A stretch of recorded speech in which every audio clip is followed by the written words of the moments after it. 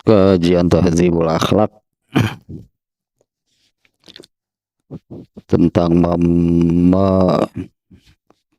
tentang menanamkan, ini menanamkan, menumbuhkan adab Islami, tentang menanamkan, menumbuhkan cara hidup berdasarkan ajaran Islam, kemudian kemudian dibiasakan, kemudian dijadikan kebiasaan hingga mendarah daging. Nah, itulah yang disebut al-akhlakul karimah. Jadi kalau tahdzibul akhlak artinya memelihara akhlak, al-akhlakul karimah. Ya, al-akhlakul karimah itu seperti yang barusan gitu ya. Menanamkan adab Islami lalu diamalkan, dibiasakan hingga menjadi kebiasaan hingga mendarah daging. Nah, tahdzibul akhlak, setelah demikian maka peliharalah al-akhlakul karimah itu. Ya, karena al-akhlakul karimah itulah pintu menuju surga, pintu surga. Dan hal terpenting dari semuanya itu adalah, bukan hal terpenting di antara, salah satu hal terpentingnya adalah membersihkan hati ya dari segala penyakitnya. Masih penyakit hati nomor 13. Ini bagian akhir ya. Itu di semua ini ya, di semua kajian tentang penyakit hati ini, bagian akhirnya adalah mengobati, menghilangkan, ya mengobati, menghilangkan itu penyakit hati tersebut. Ini masih tentang penyakit hati nomor 13, yaitu al-hasadu, hasud. Yang bagian akhir adalah tentang obatnya gitu ya, obatnya, antinya, lawannya yang bisa membersihkannya, yaitu an-nasihah.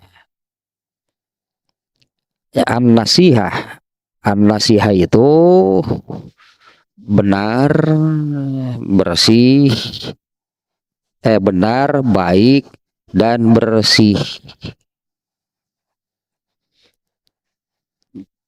Nah, di dalam sebuah hadis Muslim, Rasulullah SAW bersabda, ad-dinu an-nasihah.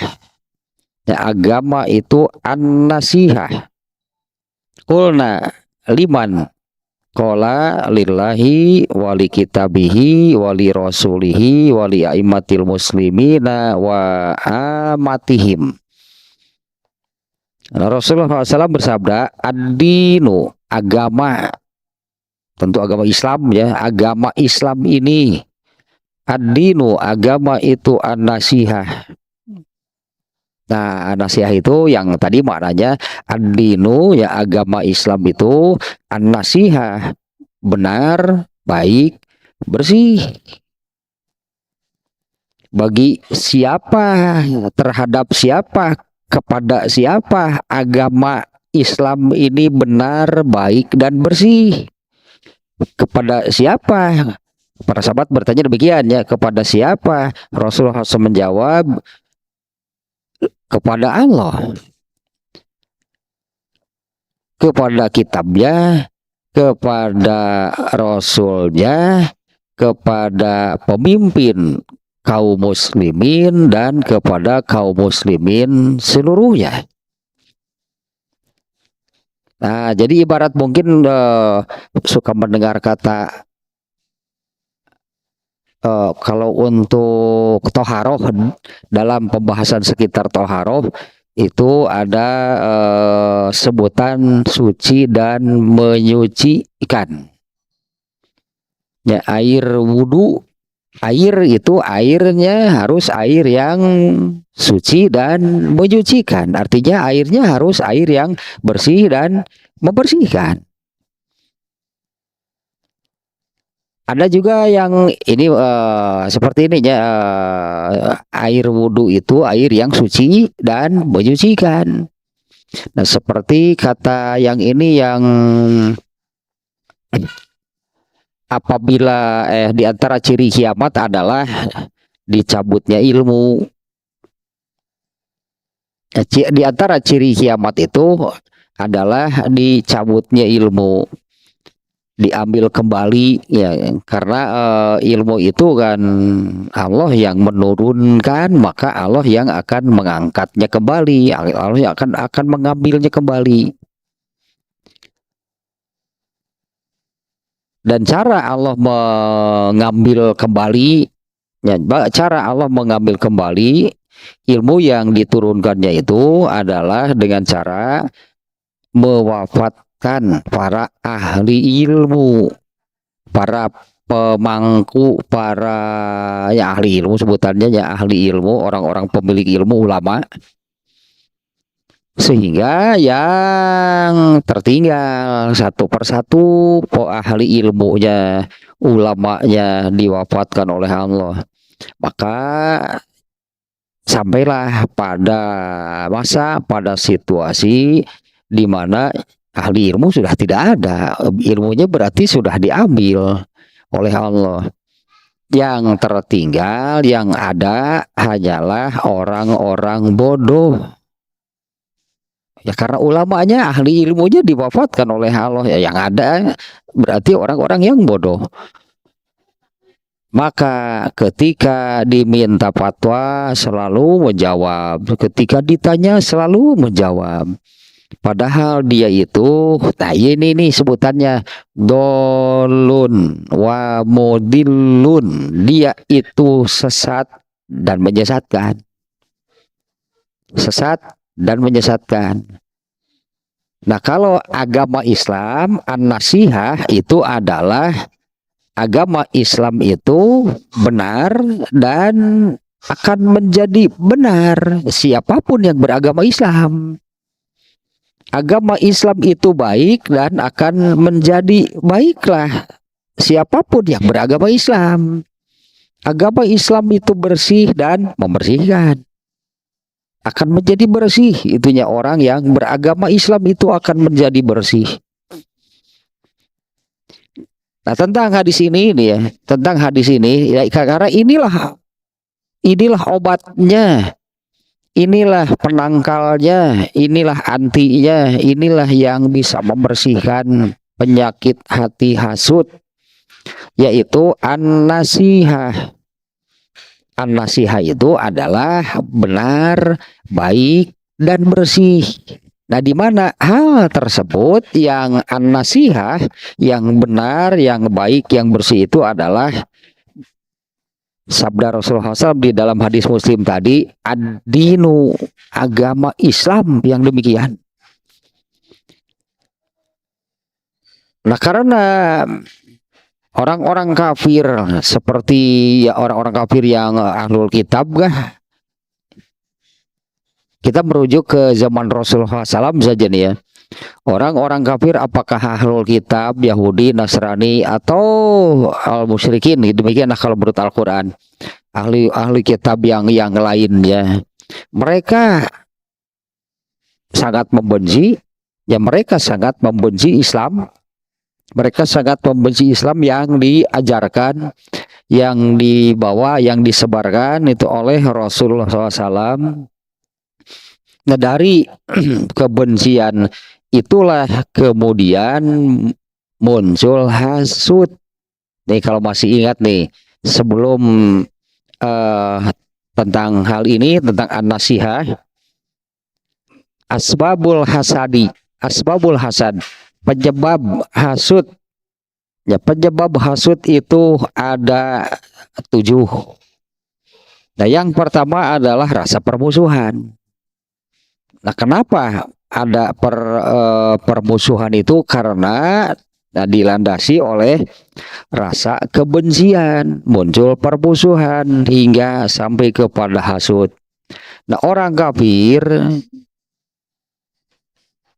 baik ahlul kitab Yahudi ataupun Nasrani atau yang lainnya, mereka itu membenci Islam, membenci Rasulullah SAW. Misalnya Umar bin Khattab yang kebencian terhadap Islam, kebencian terhadap Rasulullah SAW ya sangat besar. Tapi setelah masuk Islam, nah ini sangat nampak nih perbedaannya. Ketika masih kafir, Umar bin Khattab itu ya membenci Rasulullah SAW, membenci Islamnya itu kebenciannya dengan kebencian sangat besar. Tapi setelah masuk Islam, dengan Islam Umar bin Khattab itu menjadi orang yang benar, orang yang baik, dan orang yang bersih. Nah inilah yang akan, karena ini antinya ya, ini obatnya, ini yang bisa menangkal dan menghilangkan hasud dari dalam hati, yaitu an-nasihah. Ternyata an-nasihah itu adalah agama Islam. Ad-dinu an-nasihah, agama Islam itu adalah an-nasihah. Bahkan itulahnya an-nasihahnya kepada siapa saja. Agama Islam itu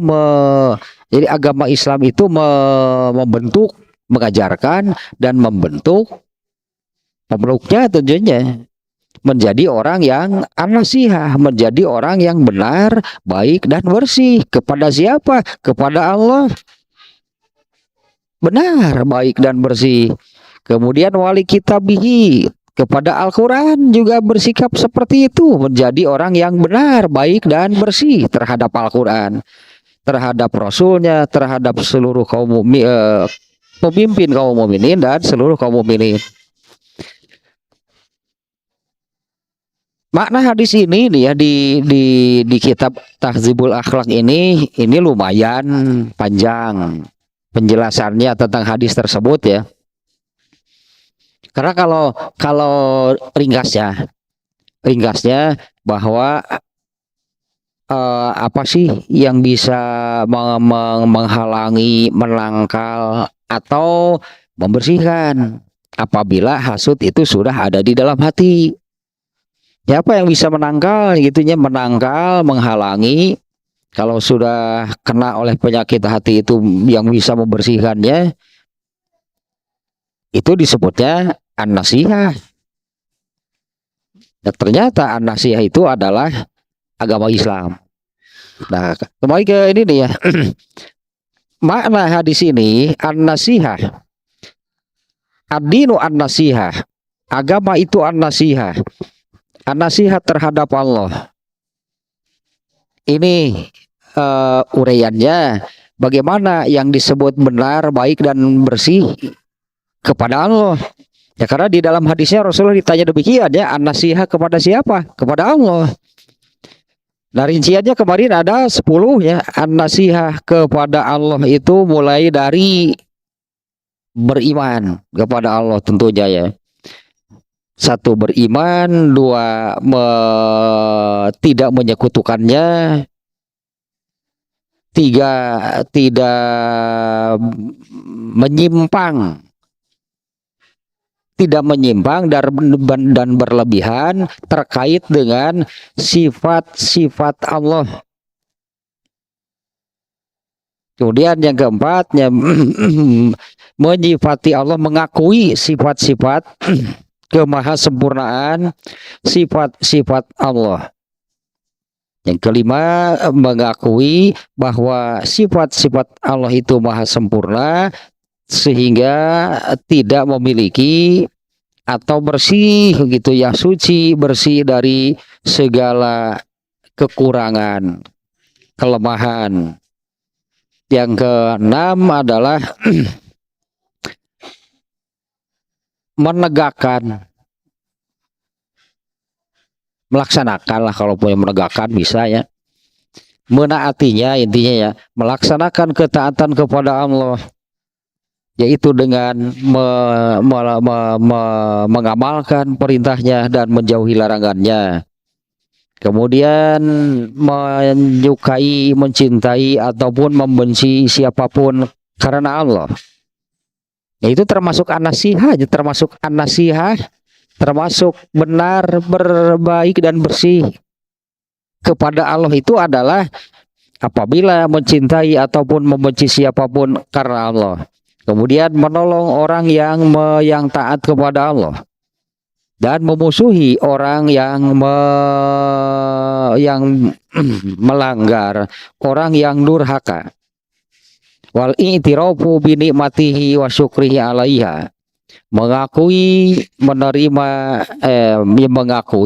segala kenikmatannya dan mensyukurinya. Kemudian yang terakhir adalah ikhlas atas, bukan ikhlas semuanya ya ikhlas, artinya ikhlas di sini dalam melaksanakan, dalam menjalankan semua ketetapan Allah, jalanilah dengan ikhlas. Kalau menerima gitulah, kalau menerima ketetapannya itu mungkin bahasanya qanaah atau ridho gitulah ya. Qanaah itu artinya menerima, ya ridho juga ya menerima, berarti apapun yang Allah tetapkan. Kemudian kalau ikhlas ya jalanilah dengan, ya kalau ikhlas itu menjalani semua yang Allah tetapkan tersebut. Nah itulah ya, ada 10 tuh rinciannya yang dimaksud dengan an-nasihatu lillah, ya, an-nasihah terhadap Allah. Jadi manusia itu bersikap, mungkinannya manusia itu bersikap an-nasihah kepada Allah, yaitu ya, kalau tadi terjemah harfiahnya kurang lebih demikian ya. Manusia itu harus benar ketika tadinya bersikap kepada Allah. Manusia itu harus baik, manusia itu harus bersih terhadap Allah. Nah sekarang yang kedua, an-nasihatu li kitabillah, an-nasihat terhadap kitab Allah, yaitu terhadap Al-Quran. Jadi kurang lebih bagaimana seharusnya manusia itu bersikap terhadap Al-Quran. Ya bagaimana seharusnya gitulah manusia itu bersikap terhadap Al-Quran.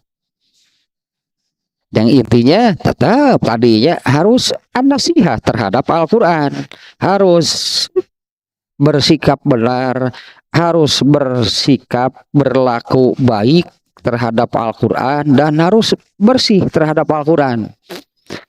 Nah rinciannya nih yang keduanya an-nasihatu li kitabillah, benar, baik dan bersih terhadap kitab Allah, terhadap Al-Quran. Rinciannya adalah satu, mengimaninya bahwa itu adalah firman Allah, mengimaninya bahwa Al-Quran itu adalah ucapan atau perkataan Allah. Nah orang-orang kafir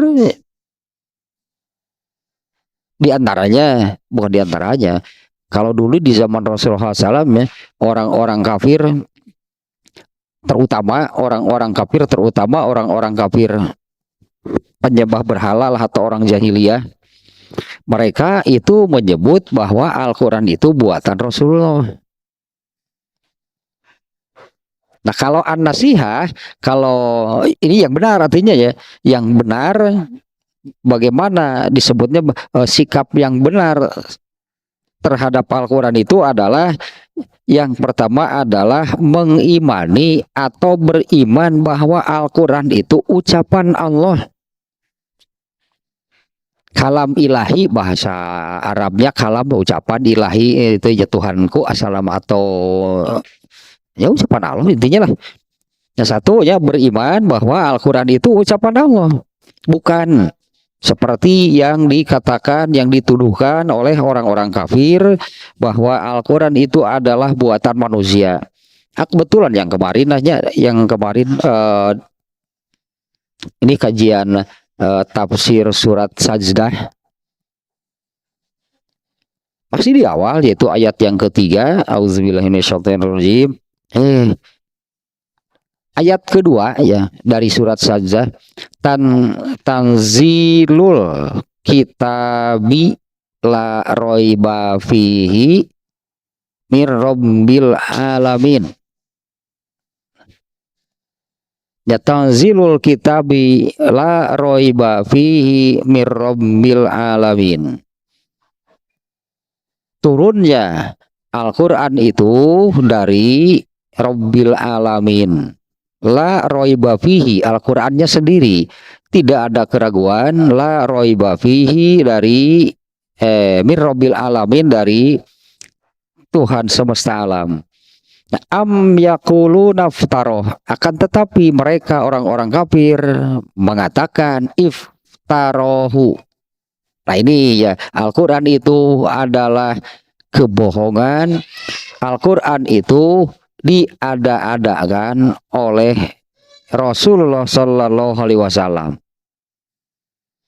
Nah ini hal pertamanya yang terkaitnya an-nasihatu li kitabillah, an-nasihah, bersikap benar, baik dan bersih terhadap Al-Quran itu adalah yang pertama mengimani, meyakini bahwa Al-Quran itu ucapan Allah.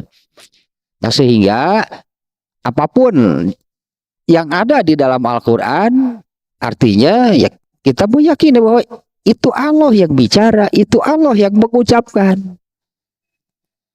Nah misalnya ayat inilah yang langsung muncul di kepala itu, misalnya akimis sholat tali dulu kisyamsi ila gosakilail, dirikanlah sholat itu dari atau karena tergelincir matahari hingga gelap malam. Nah ini yang memerintah siapa? Nah akimis sholat tali dulu kisyamsi ila gosakilail, dirikanlah sholat ya mulai atau karena tergelincir matahari hingga tengah malam, hingga gelap malam. Itu kan yang memerintah Allah. Yang memerintahkan manusia menegakkan sholat itu adalah Allah. Salah satu ayatnya ayat yang barusan, akimis sholata li duluki syamsi, ya, dirikanlah sholat mulai dari atau karena tergelincir matahari hingga, ya artinya mulai dari sana tengah hari tergelincir matahari, nah hingga gelap malam. Wa Qur'an al-fajri, dan sholat subuh.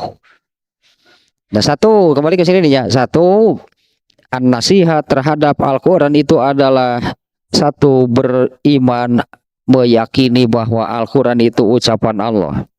Dua, ya diturunkan oleh Allah, ya diturunkan oleh Allah. Karena dikenalnya kan dengan nuzulul Quran. Arti nuzulul Quran itu adalah turunnya Al-Quran. Al-Quran itu ucapan Allah. Al-Quran itu diturunkan. Yang kedua nih, Al-Quran itu diturunkan oleh Allah. Nah, seperti di ayat Sajdah barusan, tanzil. Tanzil itu proses lah gitunya, turunnya Al-Quran. Tanzilul kitabi, turunnya Al-Quran itu dari Allah, atau Allah lah yang menurunkan Al-Quran. Nah adapun prosesnya ya Al-Quran itu, ini juga sudah cukup sering ya terbawa nih tentang hal ini. Prosesnya adalah Allah menurunkan Al-Quran seluruhnya yang jumlahnya 6.236 ayat itu ke Allahul Mahfuz. Itu proses turunnya Al-Quran tahap pertama. Tahap kedua Al-Quran itu diturunkan oleh Allah secara berangsur kepada Rasulullah SAW dengan cara memerintahkan malaikat Jibril untuk mengambil ayat Quran dari Allahul Mahfuz lalu disampaikan kepada Rasulullah. Nah, seperti itu sebetulnya ya proses turunnya Al-Quran atau nuzulul Quran. Ya, nuzulul Quran ya turunnya Al-Quran. Allah lah yang menurunkan Al-Quran. Nah, di dalam ulumul Quran yang barusan itu dikenal dengan nuzulul Quran atau proses turunnya Al-Quran itu terbagi menjadi dua tahap. Tahap pertama dari Allah ke Allahul Mahfuz. Tahap yang kedua dari Allahul Mahfuz kepada Rasulullah SAW. Nah, itu yang keduanya diturunkan oleh Allah. Kemudian yang ketiga, tidak ada apapun yang menyerupai sedikit saja dari Al-Quran. Tidak ada apapun, tidak ada siapapun yang ini tentang Al-Qurannya sih ya. Tidak ada apapun, tidak ada sedikit pun yang menyerupai Al-Quran. Nah, misalnya, ini hal besar gitu ya. Di dalam Islam ini kan dasarnya Al-Quran ya. Di dalam Islam ini ada hukuman.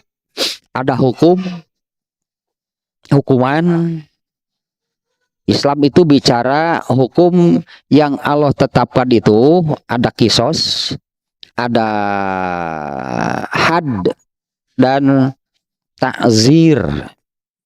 3 macam ya di dalam Islam ini: kisos, had, takzir. Kisos yaitu ya ada apa di dalam Al-Qur'annya ya, ayat kisos itu mata dengan mata, hidung dengan hidung, gigi dengan gigi, nyawa dengan nyawa. Itulah kisos. Kemudian kalau hukum had itu hukuman tertentu untuk pelanggaran tertentu, mencuri potong tangan, berzina dirajam. Itu hukum had.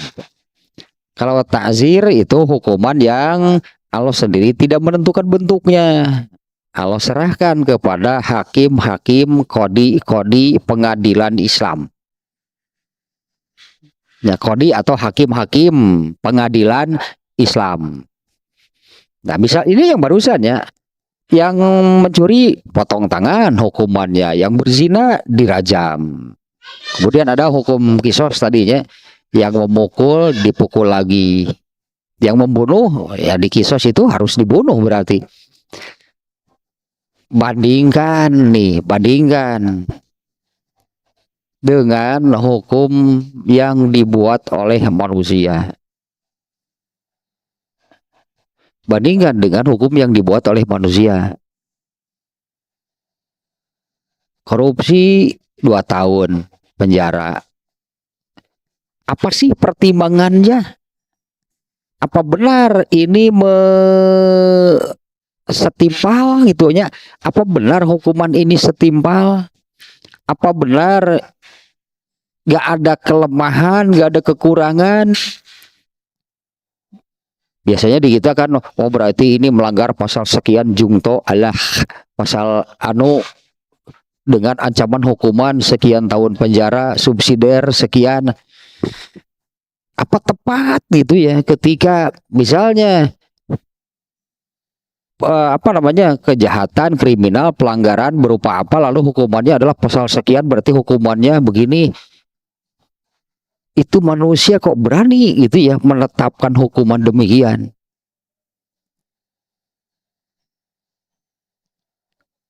Kalau Allah kan sudah menetapkan.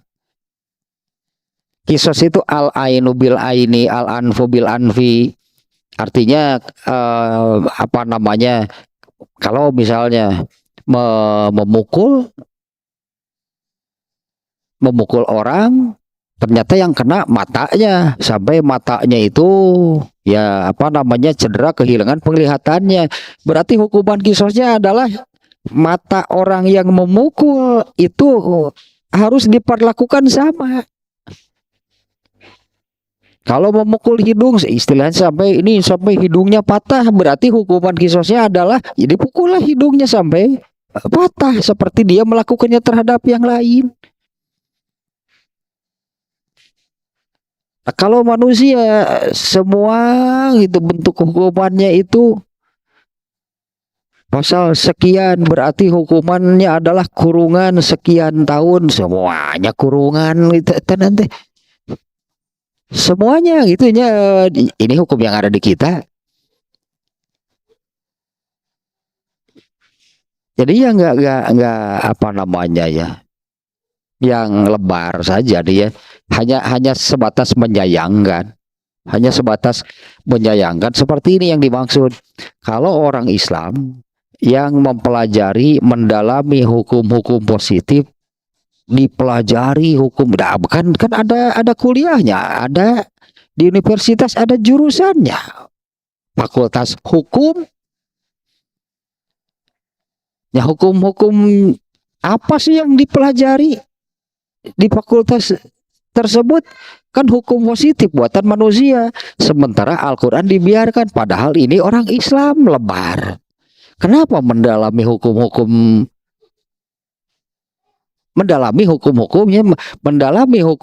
buatan manusia, sementara hukum buatan Allah, hukum yang ada di dalam Al-Quran itu tidak dipelajari?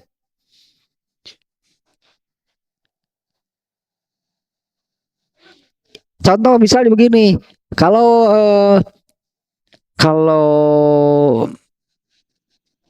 kategorinya itu ya, kalau apa namanya disebut nanti ada pasal pembunuhan berencana. Kalau pembunuhan berencana itu ancaman hukumannya apa? Oh berarti kurungan. Ya. Hukumannya itu adalah kurungan penjara sekian tahun, jungto sekian, subsidiar pasal molotok gitu mah. Tapi ditanya hari hukum ngajawab azan kumaha? Teuing, aduh orang Islam gitu bagaimana ini? Kenapa kalau hukum itu dipelajari, hukum Allah tidak dipelajari? Ya ada demikian, itulah ditanya kalau pencurian dengan kekerasan, pencurian dengan kekerasan curas. Pencurian dengan kekerasan, oh berarti ini nih ancamannya adalah pasal hukumannya berarti sekian tahun kurungan, jungto dan subsidiar dan denda sekian, molotok di kepala. Tadi tanya hukum menjawab azan apa? Duka atunya guys, duka atunya. Kenapa hukum buatan manusia dipelajari bahkan sampai bisa menguasainya, tapi hukum-hukum yang ditetapkan oleh Allah tidak? Misalnya gitulah, kalau ditanya hari hukum ngejawab azan itu apa? Nah kembali ke sini, apa nama itu tadi, saya hanya menyayangkan gitu ya, kalau seorang muslim itu hukum yang apa namanya hukum buatan manusia gitu ya dipelajari bahkan sampai bisa dikuasai, sampai sebut nanti molotok katalar pasal-pasal tentang hukuman pelanggaran, apa pelanggarannya yang mana, pelanggarannya selewat ya, oh berarti pasal tapi ketika ditanya hukum yang Allah tetapkan tidak tahu, kemudian dia menjadi pemimpin kaum muslimin, wah ngeri. Dia menjadi pemimpin kaum muslimin itu orang yang seperti ini. Nanti yang ditanyakan oleh umat itu pelanggaran pasal berapa, moal umat mau bakal menanyakan urusan agama. Ya umat itu akan menanyakan urusan agama, urusan ketentuan, beramal, beradab di dalam agama Islam. Ya kan baik tuh apal lagi gitu. Kalau pencurian dengan kekerasan itu pasal berapa, hukumannya berapa lama, nggak tahu, dosa nggak? Tapi kalau tidak tahu, yang tadilah contohnya, kalau hukum menjawab azan itu apa? Karena kan ini nantinya kan menjawab azan ini sampai kepada pengamalan kan. Ini menjawab azan ini kan sampai kepada pengamalan karena setiap hari itu azan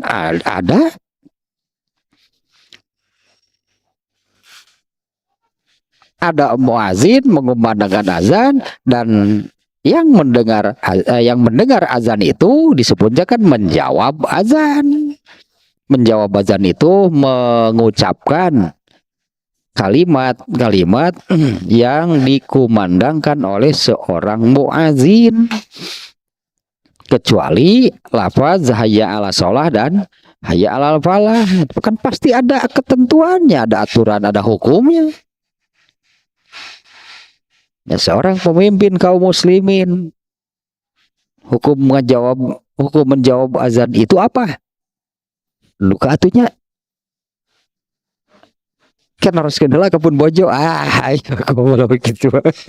Biar aku gak jawab gitu. Tapi lamun ditanya tadi mah nih, wah ini bisa kena pasal berlapis nih, pasal sekian, hukumannya kurungan, sejungto, subsidiar, denda. Apa lo gitu maka talar.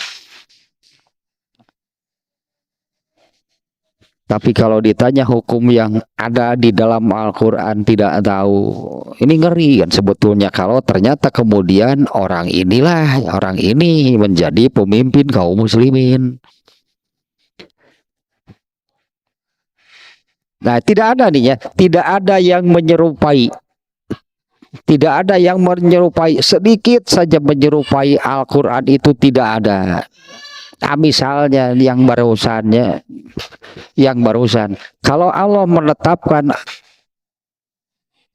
hukum, ini bocor keluar.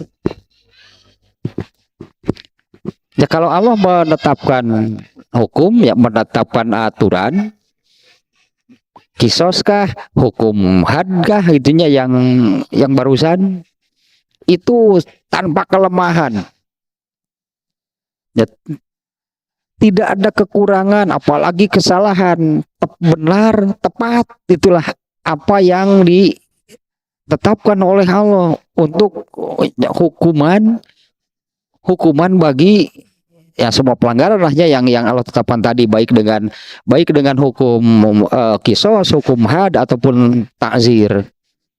Nah, sementara manusia ya apalagi ini kenyataannya demikian ya, di kita ini kan KUHP itu kan peninggalan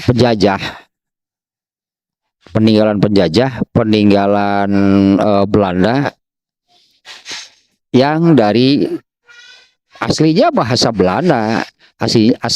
Belanda, kemudian entah siapa yang menerjemahkannya, apakah terjemahnya itu tepat atau tidak, jadilah KUHP, yaitu tadi yang isinya pasal-pasal gitulahnya, pelanggarannya berupa apa, maka pasal pelanggarannya berupa apa, hukumannya dan sebagainya.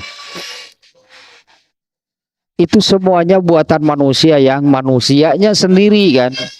Manusianya sendiri makhluk yang lemah. Artinya apa-apa yang berasal dari manusia itu tidak ada yang kuat, tidak ada yang kokoh, banyak kelemahan berarti. Ya, apa yang berasal dari manusia itu banyak kelemahan, tidak ada yang kokoh. Bahkan ini di surat Al-Mulk kalau nggak salahnya, di surat Al-Mulk yang belum terlalu lama juga ya, rencana yang dibuat oleh manusia banyak kelemahan, dalam arti banyak kelemahan, sangat rentan berubah dari rencana awal. Rencananya rasanya manusia merencanakan sesuatu, wah ini rencana ini sudah matang, sudah fix, gak akan ada perubahan. Ternyata di tengah jalan berubah.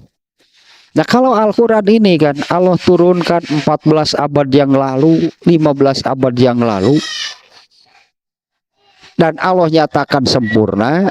Dan Al-Quran itu tadi kan turunnya itu dari Allah kepada utusannya, kepada Rasulullah SAW.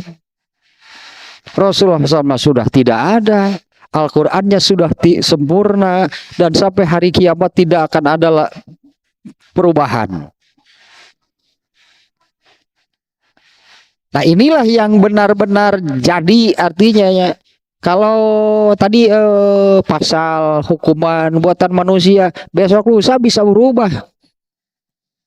Tapi Al-Quran yang Allah tetapkan, yang Allah turunkan, Allah tetapkan, dan Allah nyatakan sempurna 15 abad yang lalu, sampai hari kiamat gak akan ada perubahan. Artinya ini sudah betul-betul bulat, sempurna, tidak ada kekurangan, tidak ada kelemahan. Sangat berbeda dengan apa yang berasal dari manusia. Nah, ini penjelasannya yang ketiga ya. Tidak ada apapun yang menyerupai Al-Quran, bahkan hal-hal sekecil apapun menyerupai Al-Quran tidak akan ada. Karena intinya kan tadi Al-Quran itu ucapan Allah, Al-Quran itu diturunkan oleh Allah. Sementara selain Al-Quran itu pasti buatan manusia. Sementara manusia itu makhluk yang lemah, maka apa yang berasal dari manusia itu tidak akan lepas dari kekurangan kelemahan. Jadi ya tidak ada apapun yang menyerupai Al-Quran. Apalagi kalau di sini kan ini kan ucapan Allah. Ya kalau bukan ucapan Allah berarti ucapan manusia. Kalau bukan buatan Allah, buatan manusia. Nah, maka selain Al-Quran artinya itu buatan manusia. Nah, itu yang tidak akan ada yang sama, tidak akan ada yang menyerupai Al-Quran dalam hal apapun, sekecil apapun. Kemudian yang keempat, layak diru ala mislihi ahadun, tidak ada siapapun seluruh makhluk Allah, bahkan bukan hanya manusianya, tidak ada siapapun yang mampu menyamai ya. Layak diru ala mislihi ahadun minal khalqi, tidak ada siapapun yang mampu membuat seperti Al-Quran. Nah, ini juga sudah sering terbawa nih ya tentang hal ini. Itu ayat yang di Al-Baqarah yang fa illam taf'alu walan taf'alu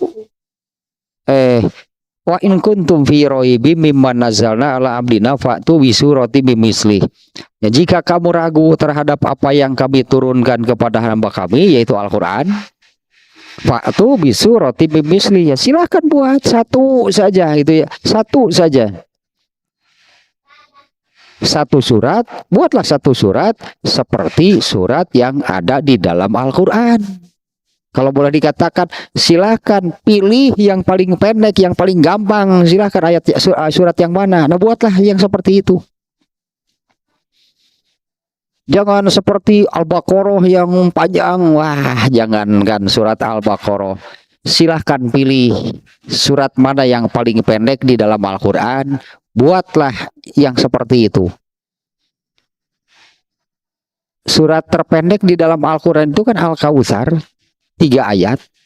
Inna a'tainakal kautsar fasholli li rabbika wanhar inna syani'aka huwal abtar.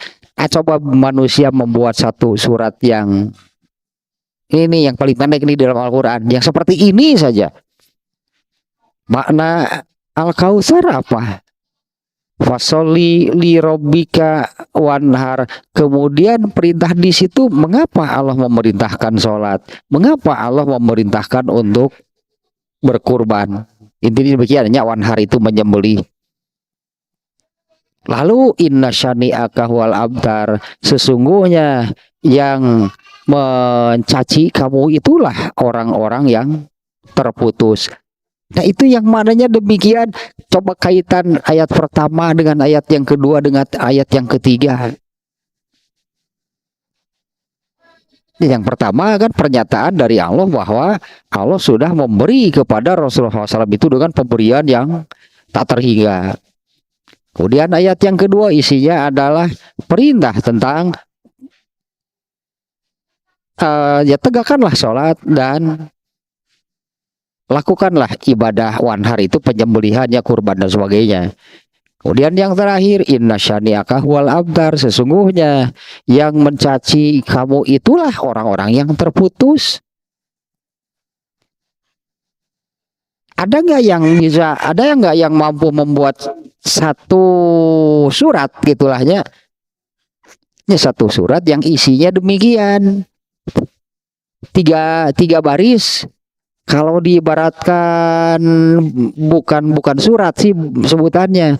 Kalau diibaratkan seseorang membuat sajak misalnya, ya sajak, membuat sajak biasanya kan terdiri dari ada bait-bait atau lirik lagu misalnya. Coba buat seperti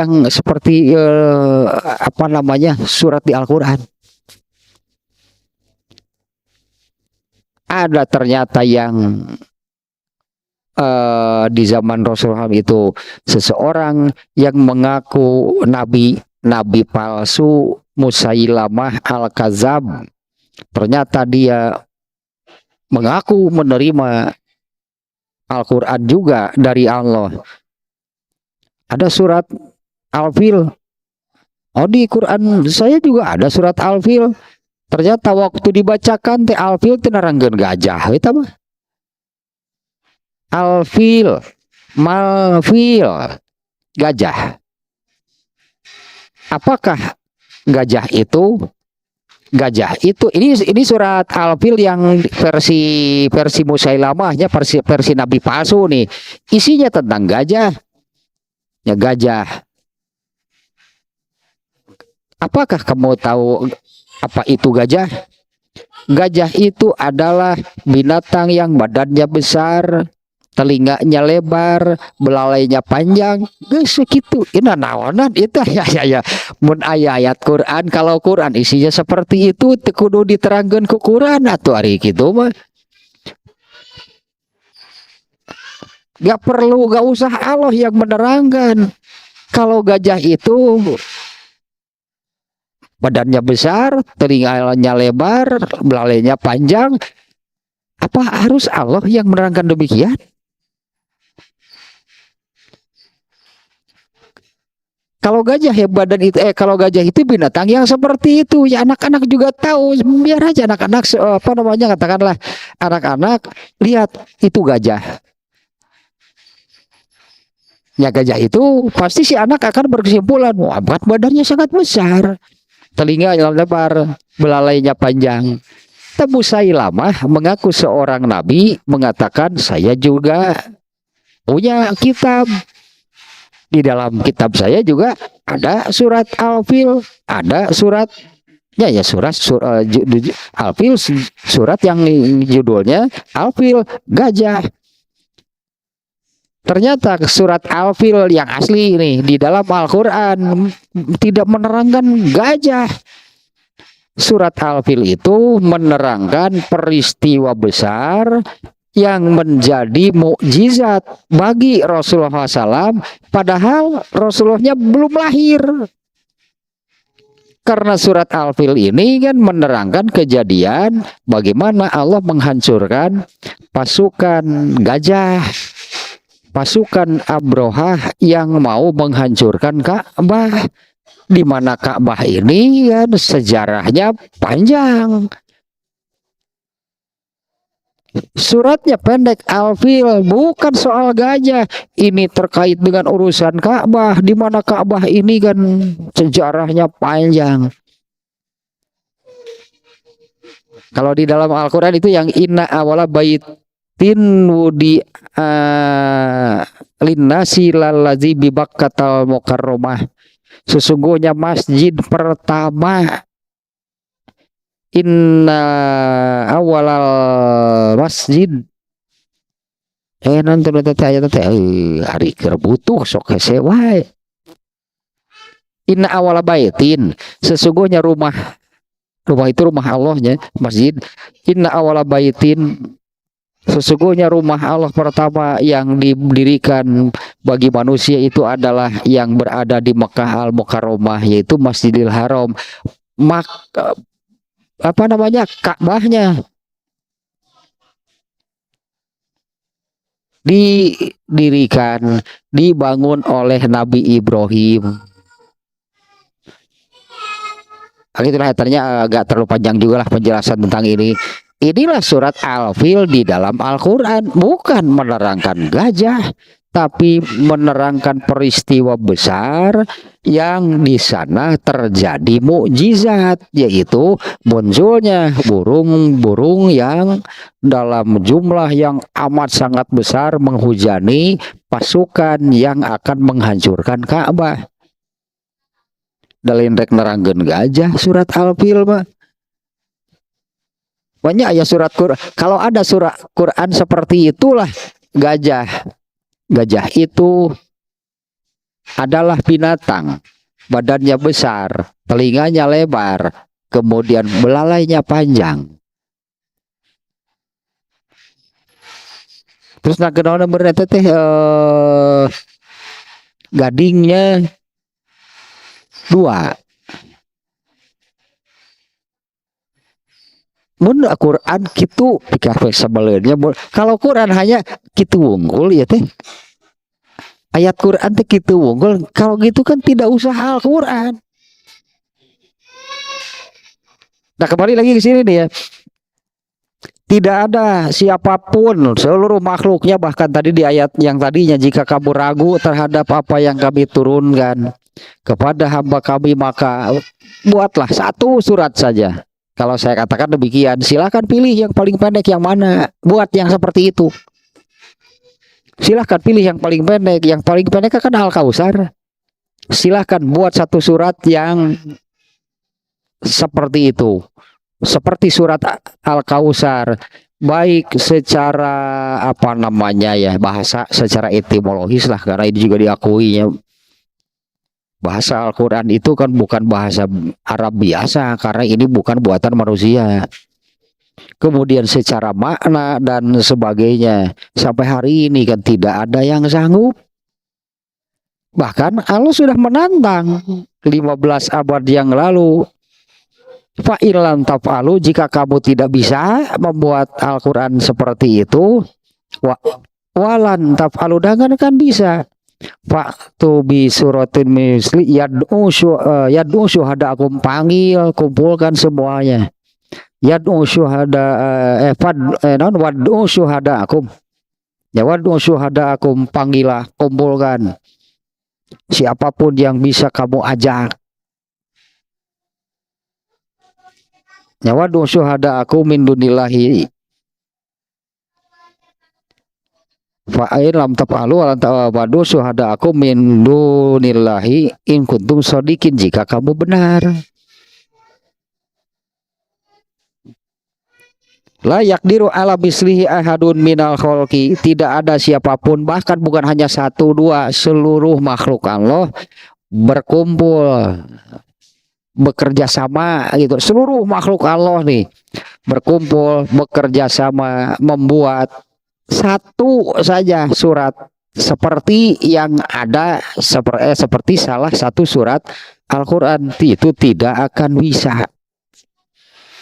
Nah, kemudian yang ke-5, takzimuhu, ini wajib ya, berartinya mengagungkan, memuliakan Al-Quran.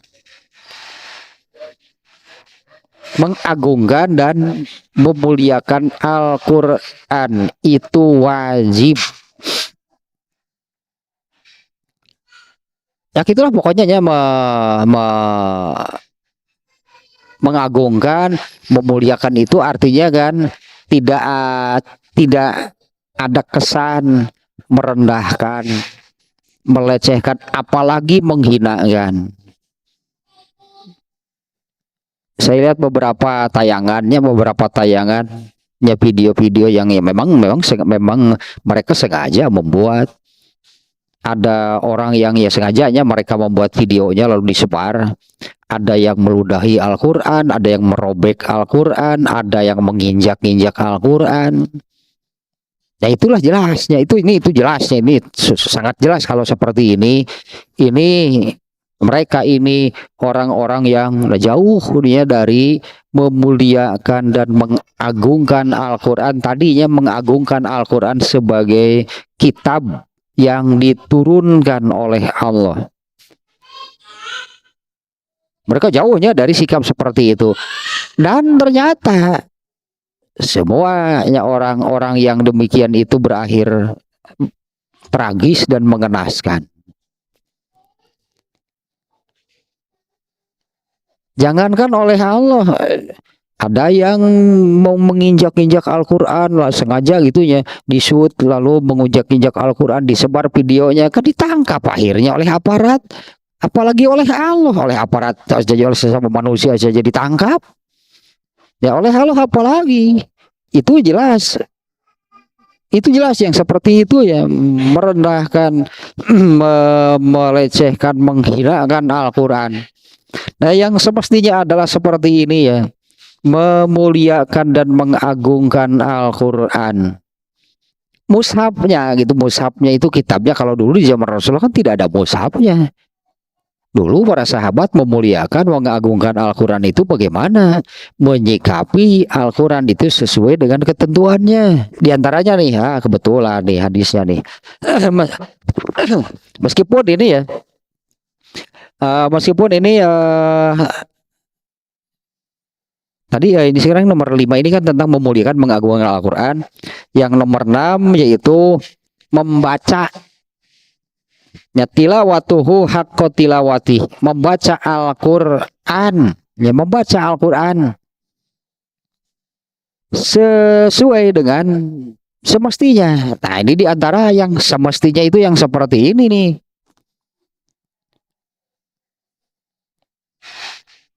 Nah ini hadis riwayat Muslim. An Abi Hurairah radhiyallahu anhu anna Rasulullah sallallahu alaihi wasallam qala la taj'alu buyutakum maqabir inna syaitana yanfiru minal baitil ladzi tuqra'u fihi suratul Baqarah. Dari Abu Hurairah, semoga Allah meridhoinya, Rasulullah SAW bersabda, janganlah kalian jadikan rumah-rumah kalian sebagai kuburan.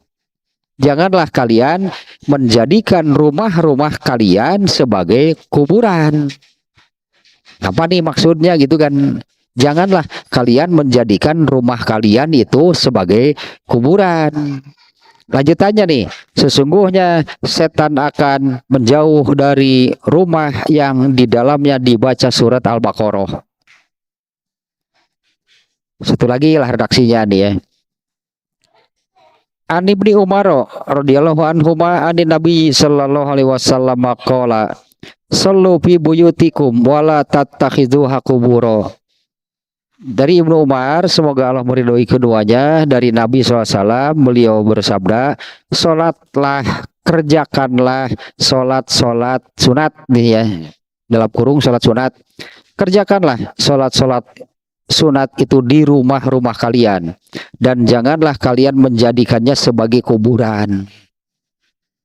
Nah ini dua hadis ini terkait dengan menyebut-nyebut bacalah Quran di rumah kalian, ya bacalah Quran di rumah kalian, kemudian dan jangan menjadikannya seperti kuburan.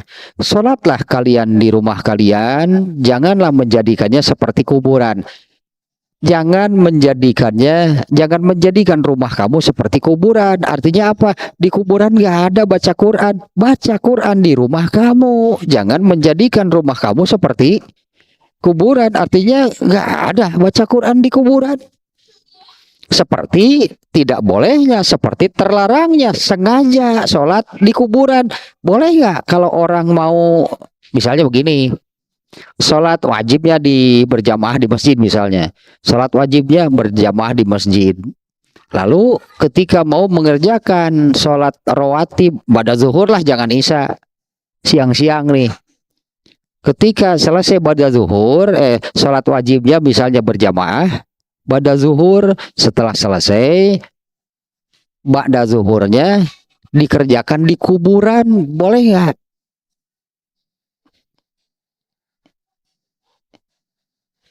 Ini hadisnya yang ini nih ya.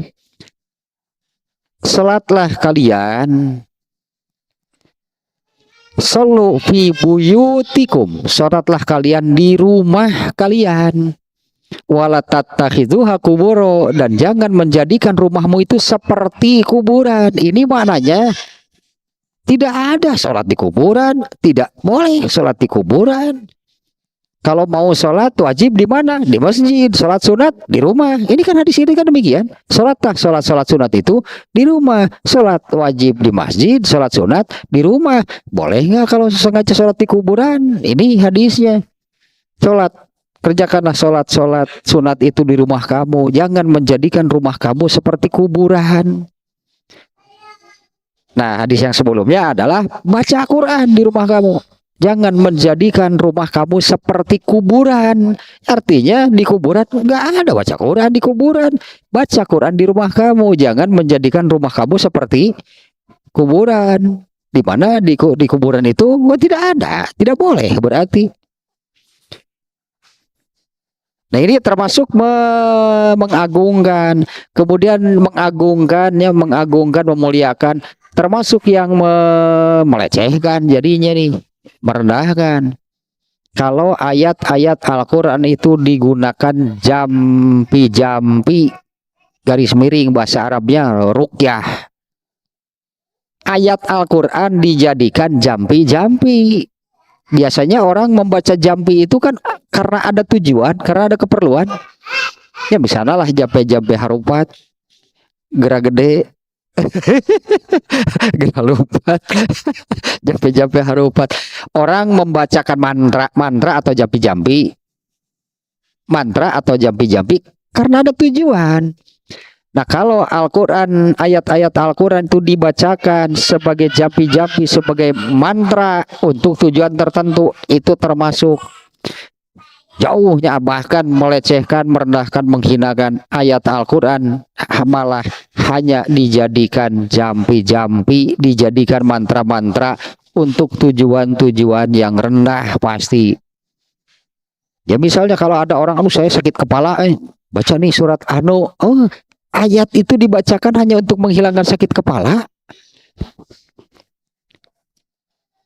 Kok mau dibaca alhaqumut takasur alhaqumut takasur hatta zurtumul maqabir, lain cager beuki rieut sangadengekeun hatta zurtumul maqabir teh kitu hirup teh nya nepi ka paeh teh abong teu beuki rieut medalin leungit.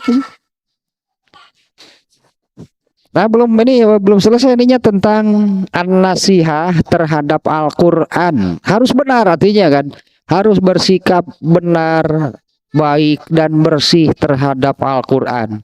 Nah, rinciannya baru sampai ke 6-nya, yaitu tentang baca dengan hak tilawatihi, ketentuan membaca yang benar untuk Al-Quran, termasuk masalah tempat yang barusan. Boleh nggak Al-Quran dibaca di kuburan? Rasulullah memerintahkan baca Quran itu di rumah kamu, jangan menjadikan rumah kamu seperti kuburan. Artinya kan di kuburan itu tidak boleh. Nah, itu termasuk membaca dengan segala aturan dan ketentuan membaca Al-Quran. Ya, ini barusan salah satunya, kebetulan saya ingat soal tempatnya juga ada aturan baca Quran itu.